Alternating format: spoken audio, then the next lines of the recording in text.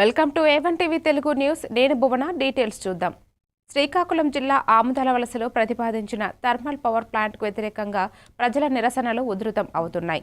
ప్రతిపాదనను తక్షణం ఉపసంహరించకపోతే ఆదివాసీలు, రైతులు నుంచి తీవ్రమైన ప్రతిఘటన తప్పదని థర్మల్ వ్యతిరేక పోరాట సమితి కన్వీనర్ వాబ యోగి హెచ్చరించారు. వేలాది ఎకరాల పంట భూములు, వేల కుటుంబాల జీవనోపాధి ఈ ప్రాజెక్టు వల్ల నాశనం అవుతోందన్నారు. ఇటీవల ఆదివాసీ గ్రామంలో సీఎం పథకాలపైన నిరాకరణ తెలపడం, పవర్ ప్లాంట్ వద్దు అంటూ నినాదాలు చేస్తూ ఫ్లెక్సీలు కట్టడం పరిస్థితి తీవ్రతను చూపిస్తోందని పేర్కొన్నారు. ప్రజల భావాలను గౌరవించి ప్రభుత్వం వెంటనే ఈ ప్రతిపాదనను విరమించుకోవాలని డిమాండ్ చేశారు.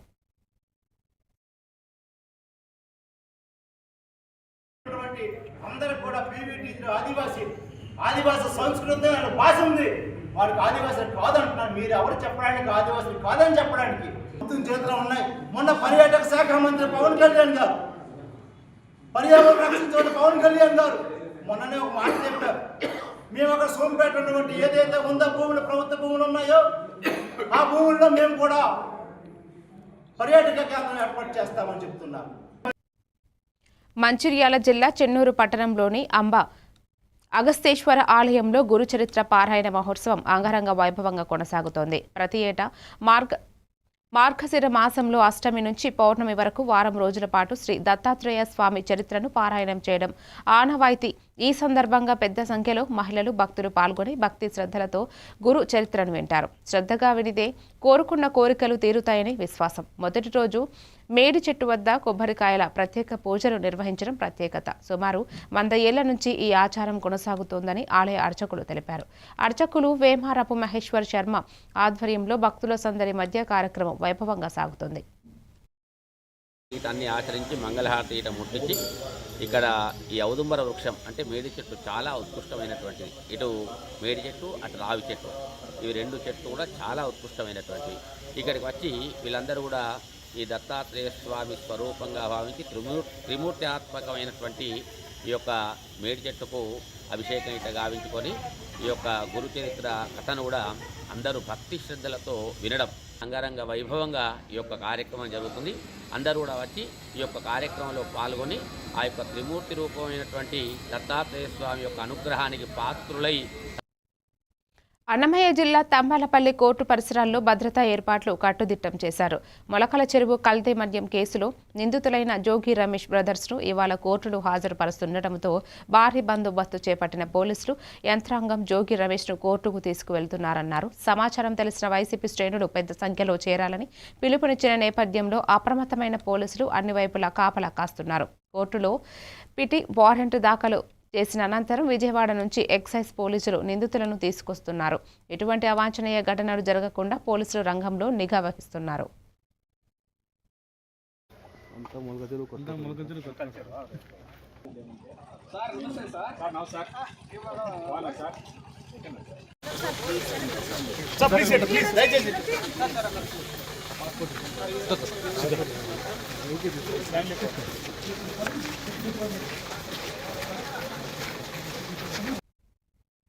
కాకినాడ జిల్లా పెద్దాపురం మండలం కాండ్రకోట రైతు సేవా కేంద్రాన్ని రాష్ట్ర సివిల్ సప్లై చైర్మన్ తోట సుధీర్ మంగళవారం పరిశీలించారు.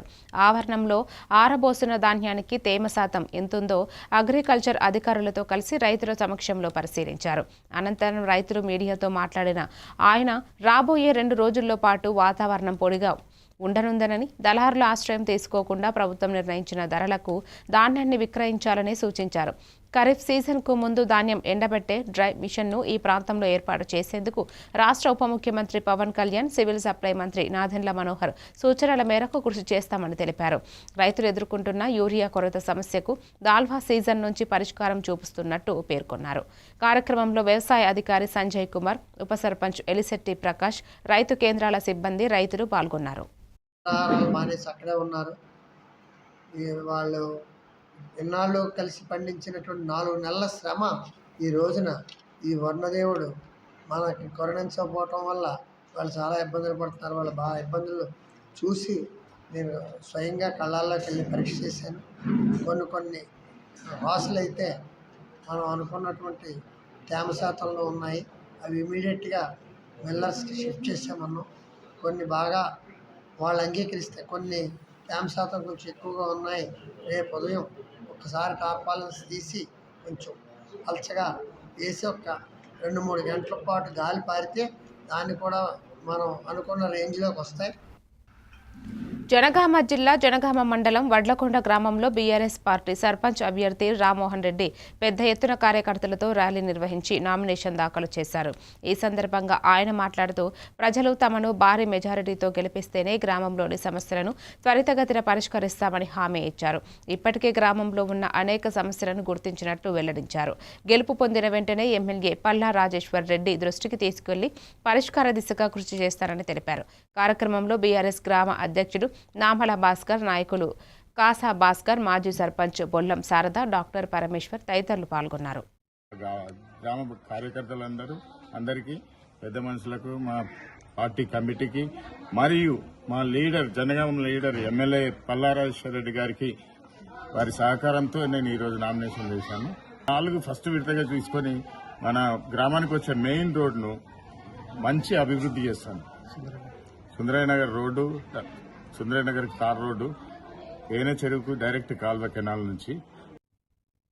జనగామ జిల్లా జనగామ మండలం వసరమడ్ల గ్రామ పంచాయతీ బీఆర్ఎస్ పార్టీ తరపున సర్పంచ్ అభ్యర్థిగా మిద్దెపాక ప్రియాంక కర్ణాకర్ సోమవారం నామినేషన్ దాఖలు చేశారు. 2వ విడతలో భాగంగా షామీర్పేట్ పంచాయతీ కార్యాలయంలో ఎన్నికల రిటర్నింగ్ అధికారికి నామినేషన్ పత్రాలు సమర్పించారు. అనంతరం ప్రియాంక మాట్లాడుతూ వసరమడ్ల గ్రామ అభివృద్ధి కోసం తన సాయశక్తులా కృషి చేస్తున్నానని తెలిపారు. ప్రజల సమస్యలను పరిష్కరించేందుకు కృషి చేస్తారని హామీ ఇచ్చారు. ఈ ఒక్కసారి అవకాశం ఇవ్వాలని కోరుతూ గ్రామ ప్రజలు స్వచ్ఛందంగా ముందుకు వచ్చి తనను గెలిపించాలని విజ్ఞప్తి చేశారు. నేను చదువుకున్న దానికి న్యాయం చేయాలని కోరుకుంటున్నాను. యువత రాజకీయాల్లో నుండి ముందుకు నడపాలని కోరుకుంటున్నాను. గ్రామాభివృద్ధికి పాటుపడతానని మనవి చేస్తున్నాను. ఓటర్లందరూ నాకు ఈ అవకాశం ఇచ్చి గెలిపిస్తే నేను వాళ్ళకు మంచి సేవ చేస్తానని కోరుకుంటున్నాను. బాపట్ల జిల్లా కర్లపాలెం మండలం నల్లమోతువారిపాలెం గ్రామంలో జాతీయ గ్రామీణ ఉపాధి హామీ పథకంపై నిర్వహించిన గ్రామ సభలో సెగ్మెంట్ ఎంపీటీసీ సభ్యులు, రాష్ట్ర మాజీ సైనిక సంక్షేమ సంఘం రాష్ట్ర అధ్యక్షులు తాండ్ర సాంబశివరావు పాల్గొన్నారు. 2026-2027 ఆర్థిక సంవత్సరానికి పనుల గుర్తింపు ప్రక్రియను పటిష్టంగా చేపట్టాలని అన్నారు. గ్రామంలో గుర్తించిన పనుల జాబితాను ఏపీఓ శ్యామ్ గ్రామస్తులకు వివరించారు. అయితే గ్రామసభ నిర్వహణపై అసంతృప్తిని వ్యక్తం చేసిన ఎంపీటీసీ కనీస వసతులు లేకుండా నామమాత్రంగా సభలు నిర్వహించడం తగదని మండల అధికారులకు సూచించారు. ఈ కార్యక్రమంలో MPDO Srinivasa Rao, secretary Shaheen Begum, TDP Janasena నాయకులు, ఫీల్డ్ అసిస్టెంట్ శాలిని తదితరులు పాల్గొన్నారు. గవర్నమెంటే మనకి కట్టుకొని బాక్సులు కట్టుకోవడానికి మనకు డబ్బులు ఇస్తుంది. ఇచ్చినప్పుడు బందోబస్తు చేయాల్సిన బాధ్యత ఉందా లేదా మీకు? మరేంటిది కరెక్ట్ కాదు. చక్కగా చేయాలంటే వాళ్ళు ఎవరి పనులు వాళ్ళకు ఉంటాయి. వాళ్ళకి రైతులు పనులు మానుకొని ఇక్కడికి వచ్చారు, వచ్చి జాబ్ కార్డులు ఇస్తారు. అందరూ కూడా ఈ పని పథకాన్ని ఉపయోగించుకొని మీకు మీరు ఉపాధి పొంది గ్రామాన్ని కూడా అభివృద్ధిలో కూడా తోడ్పడ. మండలం రుద్రగూడెం గ్రామంలో బీఆర్ఎస్ పార్టీ తరపున సర్పంచ్ అభ్యర్థిగా మంద సుజాత రాజిరెడ్డి మంగళవారం నామినేషన్ దాఖలు చేశారు. నామినేషన్ ప్రక్రియలో పెద్ద ఎత్తున పార్టీ కార్యకర్తలు, గ్రామస్తులు పాల్గొని ఆమెకు తమ మద్దతు తెలిపారు. గ్రామ అభివృద్ధి లక్ష్యమని తెలిపిన సుజాత రాజిరెడ్డి రహదారులు, తాగునీరు మినహా వంటి మౌలిక వసతుల అభివృద్ధికి కృషి చేస్తారని ఆశ్వాసన ఇచ్చారు. పేద ప్రజల సంక్షేమ పథకాలు అమలుకు కట్టుబడి ఉంటారని పేర్కొన్నారు. బీఆర్ఎస్ అభ్యర్థికి గ్రామ ప్రజల నుంచి మంచి స్పందన లభిస్తోందని స్థానిక నాయకులు తెలిపారు. కార్యక్రమంలో వార్డు సభ్యులు మంద విజయ్ మోహన్ రెడ్డి, గంగారపు వినయ్, ఇంగ్లీష్ శివాజీ, మురళీ ప్రతాప్ రెడ్డి తదితరులు పాల్గొన్నారు. ఏ సమస్యలు ఉన్నా ఇంతకుముందు సిసి రోడ్లన్నీ మా ఆధ్వర్యంలో నడిచినాయి. ఇప్పుడు అక్కడక్కడ బిడ్లు ఉన్నాయి. ఆగిపోయి ఏ ఉన్నా మా రూలింగ్ గవర్నమెంట్ దాని ఉన్నా కూడా మేము చేసే బాధ్యత మాది. కేంద్ర గవర్నమెంట్ వచ్చే పదవుల నుంచి చేసి చూపిస్తాము. నమస్కారం, నా పేరు మంద విజయ. రుద్రగూడెం, మాది విలేజ్ రుద్రగూడెం. వార్డ్స్ ఉన్నాయి. 10 వార్డులలో అందరూ ఒకే నిర్ణయం మీద మంద సుజాత సర్పంచ్ గారిని టిఆర్ఎస్ తరఫున ఎన్నుకోవాలని నిర్ణయించుకున్నాం. మా సర్పంచ్ గారితో వార్డు మెంబర్స్ అందరము స్వయం కృషి అందరి సహకారంతో అన్ని పనులు వాళ్ళకు ఏవి కావాలంటే అవి చేస్తాం. కడప జిల్లాకు చెందిన ప్రముఖ పర్యాటక కేంద్రం గండికోటలో జిల్లా కలెక్టర్ శ్రీధర్ మంగళవారం పర్యటించారు. సాస్కి పథకం ద్వారా 77 కోట్ల రూపాయల నిధులతో చేపడుతున్న అభివృద్ధి పనులను పరిశీలించి వారసత్వ ఉత్సవాల కోసం కొన్ని పనులను పూర్తి చేయాలని సంబంధిత అధికారులను ఆదేశించారు. పర్యాటకుల కోసం టెంట్ సిటీ, వాకింగ్ ట్రాక్ తదితర సౌకర్యాలను ఏర్పాటు చేస్తున్నట్లు తెలిపారు. ముఖ్యమంత్రి చంద్రబాబు నాయుడు జమ్మలమడుగు పర్యటనలో 100 అడుగుల ఎత్తైన శ్రీకృష్ణదేవరాయల విగ్రహం ఏర్పాటు హామీ ఇచ్చారని గండికోటలో స్థలాన్ని పరిశీలించినట్లు కలెక్టర్ తెలిపారు. గండికోట చుట్టుపక్కల ఉన్నటువంటి ప్రాంతాన్ని అభివృద్ధి చేయడానికి, అలాగే ఇక్కడ వస్తున్నటువంటి టూరిస్టులకి ఎమ్యూనిటీస్ ఏర్పాటు చేయడానికి ఈ ప్రాజెక్టు శాంక్షన్ అయింది. ఇప్పుడు ఈ ప్రాజెక్టు మొదలవటం జరిగింది. పనులు అంటే మనకి గండికోట పోర్టు ముఖద్వారం నుంచి విజిటర్ సెంటర్ వరకు అన్ని అంటే అందరూ కూడా వాక్ చేయడానికి, అలాగే అటు ఇటు దానికి కావాల్సినటువంటి పాపప్స్, ఎమ్యూనిటీస్ కానీ, రెస్టారెంట్స్ కానీ ఇవన్నీ కూడా దానికి ఏర్పాటు చేయడం జరుగుతూ ఉంది. ఎక్కడ పెడితే బాగుంటుందనే దానిపైన కూడా ఇవాళ కొంత ఫీల్డ్ విజిట్ చేసుకొని ఉన్నాము. తర్వాత గౌరవ ముఖ్యమంత్రి గారి యొక్క Bapatla municipal commissioner G Raghunandan Reddy పట్టణంలోని పార్కుల అభివృద్ధికి నిరంతరం కృషి చేస్తున్నారు. పార్కుల్లో పిల్లలకు ఆడుకునే సదుపాయాలు, గ్రీనరీ పెంపొందించడం ముఖ్యమని, దీనికోసం ప్రత్యేక చర్యలు చేపట్టినట్లు తెలిపారు. ఎమ్మెల్యే నరేంద్ర వర్మ ఆదేశాల మేరకు వివేకానంద కాలనీలో మున్సిపల్ పార్కు అభివృద్ధి పూర్తి చేసి ప్రారంభించగా స్థానికుల సౌకర్యం కోసం ఆట సదుపాయాలు, వృక్షాలు ఏర్పాటు చేసినట్లు కమిషనర్ వెల్లడించారు. పట్టణంలోని ఇతర పార్కుల అభివృద్ధి కార్యక్రమాలు కూడా కొనసాగుతాయని ఆయన తెలిపారు. ముఖ్యమంత్రి గారి ఆదేశాల ప్రకారం గ్రీనరీ సంచడం ఉద్దేశంతో మన బాపట్లలో already Chandrakala park, Vishwabrahmana colony park, దీంట్లో చెట్లు, గ్రీనరీ డెవలప్ చేయడం జరిగింది. అదేవిధంగా పిల్లలు డెవలప్ ఉంటే ఈవినింగ్ టైం ఆడుకోవడానికి ప్లే ఎక్విప్మెంట్స్ కూడా, ఎందుకంటే ఆల్రెడీ మనకు 5 years బ్యాక్ ఈ కాలనీస్ లో ప్లే ఎక్విప్మెంట్స్ ఉన్నాయి. దానివల్ల చిన్న చిన్న రిపేర్లు చేపించేస్తే పిల్లలు ఈవినింగ్ ఆడుకోవడానికి ఆహ్లాదకరంగా ఉంటుంది. మన గంబుపాలెం బ్రిడ్జి కింద, అదేవిధంగా మన కలెక్టర్ ఆఫీస్ గుంటూరు ఫ్లైఓవర్ కింద కూడా పిల్లలు ఆడుకోవడానికి సింపుల్ గా పెందుర్తి మండలం అక్కిరెడ్డిపాలెం గ్రామంలో మన పల్లెకు మన ఎమ్మెల్యే కార్యక్రమంలో జనసేన పార్టీ జిల్లా అధ్యక్షులు, శాసనసభ సభ్యులు పంచుకల రమేష్ బాబు పాల్గొన్నారు. గ్రామస్తుల సమస్యలు, అభివృద్ధి అంశాలపై ప్రజల ఫిర్యాదులు స్వీకరించి రహదారుల మరమ్మతులు, సీసీ రోడ్లు, సీసీ డ్రైన్లు, మంచినీటి, అంగన్వాడీ కేంద్రాలు, వీధి దీపాలు, ఇంటి పట్టాలు, రెవెన్యూ సమస్యలను పరిష్కరిస్తామని హామీ ఇచ్చారు. ముఖ్యమంత్రి చంద్రబాబు, ఉప ముఖ్యమంత్రి పవన్ కళ్యాణ్ ఆశీస్సులతో భవిష్యత్తులో ప్రతి సమస్యను తీర్చుతామని తెలిపారు. కార్యక్రమంలో పెద్ద సంఖ్యలో స్థానిక నాయకులు, అధికారులు, పార్టీ కార్యకర్తలు పాల్గొన్నారు.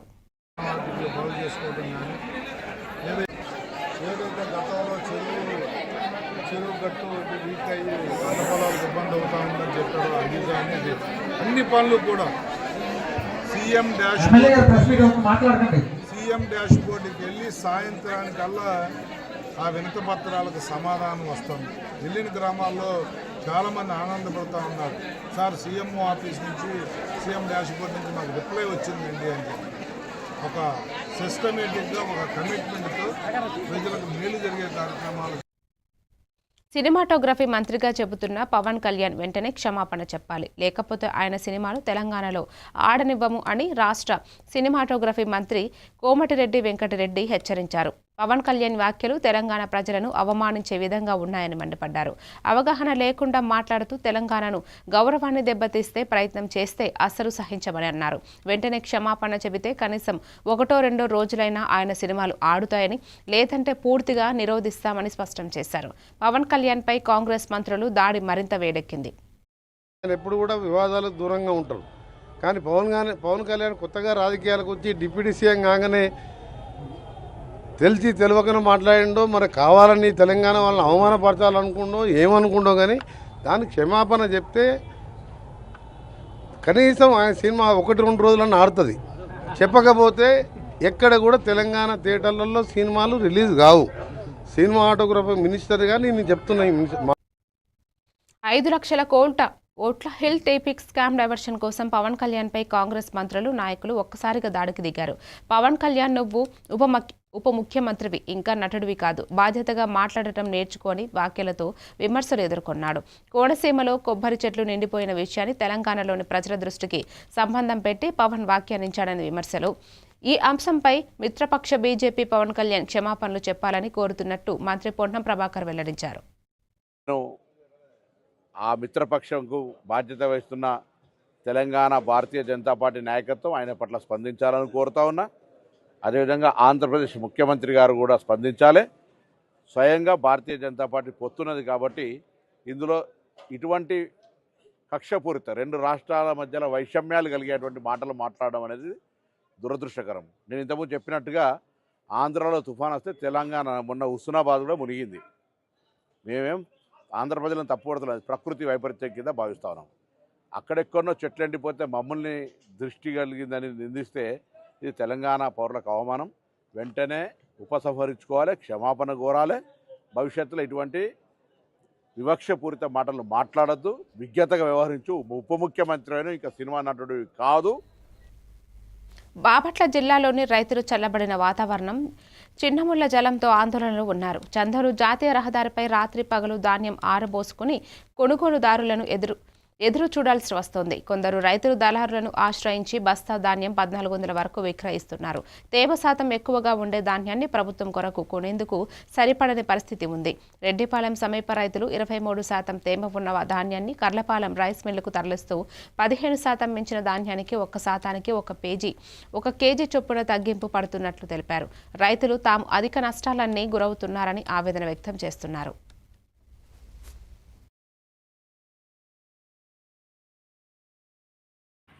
ప్రైవేట్గా 1400 అడుగుతున్నారండి.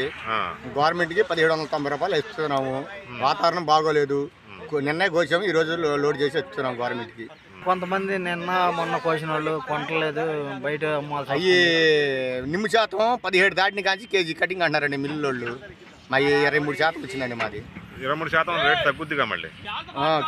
ఒక పాయింట్కి 1 కేజీ. 17% ఉంటే ఎంత వస్తుంది? 17% ఉంటే ఇప్పుడు 23. రంపచోడవరం నియోజకవర్గాన్ని జిల్లాగా మార్చేందుకు ముఖ్యమంత్రి చంద్రబాబు నాయుడు తీసుకున్న నిర్ణయంపై రంపచోడవరం ఎమ్మెల్యే మిరియాల శిరీషాదేవి హర్షం వ్యక్తం చేశారు. ఇప్పటి వరకు అల్లూరి జిల్లా కేంద్రం పాడేరులో ఉండటంతో రంపచోడవరం, చింతూరు ప్రజల అనేక ఇబ్బందులు ఎదుర్కొంటుండగా సీఎం దృష్టికి అనేకసార్లు ఈ సమస్యను తీసుకువెళ్లినట్లు ఎమ్మెల్యే పేర్కొన్నారు. గిరిజనుల సౌకర్యాలను దృష్టిలో ఉంచుకుని రంపచోడవరం జిల్లా కేంద్రంగా ఏర్పాటుపై ప్రభుత్వం చర్యలు చేపడుతున్నందుకు ప్రజలు ఉత్సాహాన్ని వ్యక్తం చేస్తున్నారు. వెళ్ళాలంటే చాలా ఇబ్బందులు పడుతున్నటువంటి పరిస్థితిని ముఖ్యమంత్రి దృష్టిలో మేము పెట్టడం జరిగింది. ప్రజలందరి మీద ఉంది. అందుకు గాను మా ముఖ్యమంత్రి చంద్రబాబు నాయుడు గారికి, పవన్ గారికి, లోకేష్ గారికి, మోడీ గారికి ప్రత్యేకమైన కృతజ్ఞతలు తెలియజేస్తా ఉన్నాం. మా ఏజెన్సీ ప్రజలందరూ కూడా ఇద్దరు కూడా గుర్తించుకున్నటువంటి పరిస్థితులు రాబోయే రోజుల్లో ఉన్నాయి. ఇదంతా కేవలం కూటమి ప్రభుత్వం మా చంద్రబాబు నాయుడు గారి వల్ల మాత్రమే జరిగిందని మరొకసారి ప్రజలందరికీ తెలియజేస్తూ ఇంత మంచి అవకాశాన్ని కల్పించినటువంటి నారా చంద్రబాబు నాయుడు గారికి మా నియోజకవర్గ ప్రజలందరి తరఫున ప్రత్యేకించి కృతజ్ఞతలు తీసుకున్న నిర్ణయం పట్ల మా ప్రజలందరూ కూడా ఎంతగానో హర్షం వ్యక్తం చేస్తారు.